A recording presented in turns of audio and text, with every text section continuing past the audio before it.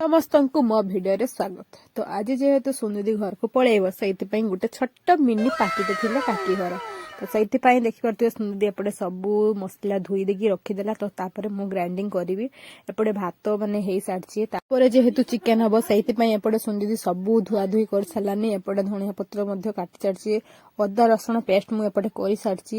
ତ ଦେଖିପାରୁଥିବେ ତାପରେ ଦାଦାବୁ ମାନେ ବେବି ତାଙ୍କର ବାପା ରାନ୍ଧିବେ ତରକାରୀ। ତ ଏପଟେ ଫାଇନାଲି ଦାଦାବୁ ବସିଗଲିଣି ଆଳୁ ଭାଜିବା ପାଇଁ, ମାନେ ମସଲା ସବୁ ଦିଆ ସରିଯାଇଛି। ଏପଟେ ତରକାରୀ ସେ ରାନ୍ଧିବେ।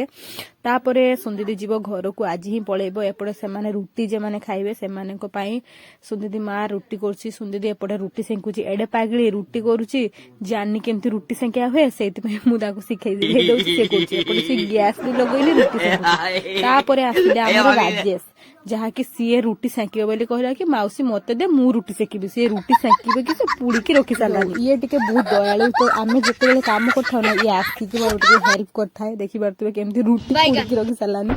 ଯାହା ବି ହଉ ସେ ତ ଟିକେ ହେଲ୍ପ କରୁଛି ନା। ତ ତାପରେ ଆମେ ବସିଲୁ ଖାଇବା ପାଇଁ। ତ ତା ଆଗରୁ ସୁନିଧିର ଶ୍ୱଶୁର ତା କାକା ଶ୍ୱଶୁର ଏମାନେ ସବୁ ଆସିଲେ ତାଙ୍କ ଘରୁ। ତ ଏମାନେ ଖାଇବା ପାଇଁ ବସିଲେ। ତା ଆଗରୁ ମାନେ ଦାଦାବୁ ଆଉ ତ ଭାଇ ସବୁ ରହିଲେ ଖାଇବା ପାଇଁ ବସି ସାରିଥିଲେ। ତାପରେ ସୁନିଧି ମୋର ଖାଇବା ହେଲା। ଖାଇବା ପାଇଁ ବସିଲେ ଯେହେତୁ ଆଜି ସେ ପଳେଇବ ସାଥିରେ ମୁଁ ସେଇଥିପାଇଁ ଖାଇବା ପାଇଁ ବସିଲେ। ଏପଟେ ସେ ବାହାରି ସାରିଲାଣି ଯିବା ପାଇଁ। ତ ସେଇଥିପାଇଁ ଟିକେ ତାର ମନ ଦୁଃଖ, ଯାହା ବି ହଉ ସେ ତ ଯିବା ପାଇଁ ପଡିବ ନା, ଯେହେତୁ ତା ମ୍ୟାରେଜ ସରିଯାଇଛି। ତ ଏପଟେ ଦେଖିପାରୁଥିବେ ସୁନିଧି ମାର ଟିକେ ମନ ଦୁଃଖ ଅଛି। ଏପଟେ ରୋହିତ ବି ଆସିଲାନି। ସମସ୍ତେ ଟିକେ ଆମେ ତାକୁ ବିଦାୟ ଦଉଥିଲେ।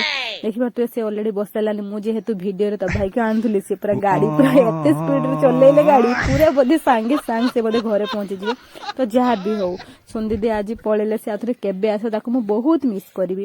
ତ ଯାହା ବି ହଉ ସୁନିଧି ଏବେ ଘରକୁ ଗଲା। ଆଜିର ଭିଡିଓ କେମିତି ଲାଗିଲା ସିଓର କମେଣ୍ଟରେ କହିବେ। ମୁଁ ତ ମୋ ଦିଦିର ବରକୁ ଭାଇ ବୋଲି ଡାକେ, ଆପଣ ମାନେ କୋଉ ନାଁରେ ଡାକନ୍ତି ସିଓର କମେଣ୍ଟରେ